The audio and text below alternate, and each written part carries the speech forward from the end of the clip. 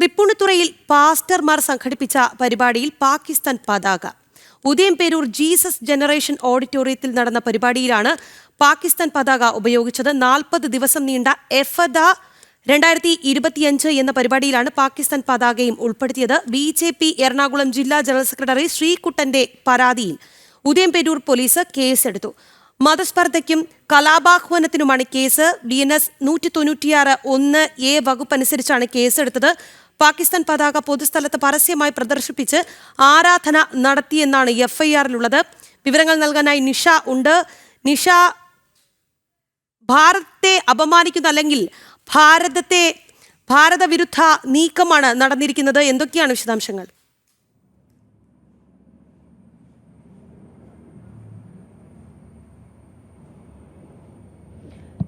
Ernakulam Udayamperoor Jesus generation ഓഡിറ്റോറിയത്തിൽ നടന്ന പരിപാടിയിലാണ് ഈ പാകിസ്ഥാന്റെ പതാക ഉൾപ്പെടുത്തിയത്. പാസ്റ്റർമാർ സംഘടിപ്പിച്ചൊരു പരിപാടിയായിരുന്നു. 40 ദിവസം നീണ്ടുനിന്ന എഫദ 2025 എന്ന പേരിലുള്ള പരിപാടിയിലാണ് മറ്റ് 20 രാജ്യങ്ങളുടെ പതാകയ്ക്കൊപ്പം പാകിസ്ഥാന്റെ പതാകയും ഉൾപ്പെടുത്തിയിരുന്നത്. സംഘാടകർ പറയുന്നത്, അതിന് നൽകുന്ന ന്യായീകരണം എന്ന് പറയുന്നത്, രാജ്യങ്ങൾ തമ്മിൽ അല്ലെങ്കിൽ രാജ്യങ്ങൾക്ക് സമാധാനമുണ്ടാവാൻ തങ്ങൾ നടത്തിയ ഒരു പ്രാർത്ഥനയിലാണ് ഈ പാകിസ്ഥാന്റെ പതാക ഉൾപ്പെടുത്തിയതെന്നാണ് സംഘാടകർ നൽകുന്ന വിശദീകരണം. ഇത് പാസ്റ്റർമാർ നടത്തിയ ഒരു പരിപാടിയാണ്. ഇതിൽ ഈ സംഘാടകനും ഒപ്പം തന്നെ ഈ ഓഡിറ്റോറിയത്തിന്റെ ഉടമയുമായ പാസ്റ്റർ ദീപു ജേക്കബിനെതിരെയാണ് ഉദയംപേരൂർ പോലീസ് കേസെടുത്തിട്ടുള്ളത്.